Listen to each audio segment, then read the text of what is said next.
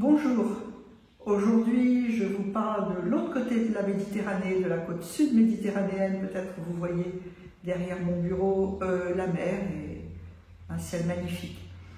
Je voulais m'entretenir avec vous concernant les conséquences de la loi du 24 janvier 2024, la loi Asile et Immigration, en ce qu'elle traitait des métiers en tension et voulait faciliter donc l'octroi de titres de séjour d'1 an pour les personnes qui travaillaient dans les métiers en tension. Alors, quelques mois après, puisque le texte de mise en application est arrivé en février 2024, donc quelques mois après, qu'en est-il et quels sont les résultats à cet égard? En fait, les résultats sont assez mitigés, un petit peu mous, je dirais.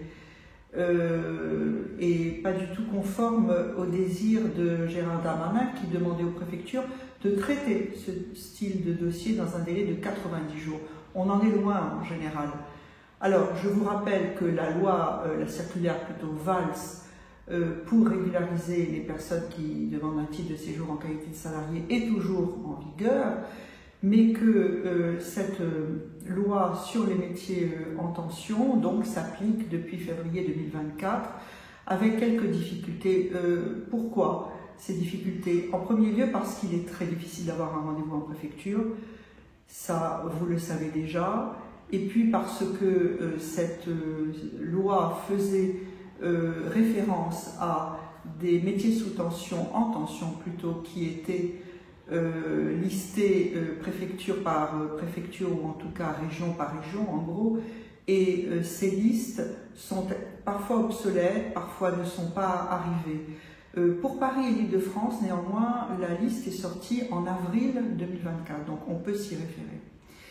En ce qui concerne la prise de rendez-vous, c'est bien difficile, sauf des régularisations qui ont eu lieu dans certains départements, comme les Hautes-Pyrénées par exemple, ou la Bretagne. Et d'ailleurs à cet égard, la ministre du Travail, Madame Vautrin, a demandé qu'il y ait une meilleure coordination entre les préfectures et les acteurs économiques locaux pour que ces listes de métiers en tension soient réactivées, soient plus proches du terrain et qu'on arrive à davantage régulariser. Les chiffres, nous ne les avons pas parce qu'en matière de délivrance de titres de séjour, nous avons des statistiques tous les ans. D'ailleurs, en matière d'OQTF, elles sont tous les trimestres. Que faire donc quand on est bloqué pour obtenir un rendez-vous à la préfecture?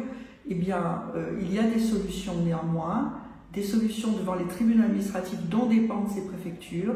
Ça peut être les procédures de référé et les procédures de recours contre les refus implicites. N'hésitez pas, pour essayer de débloquer ces situations, à nous appeler.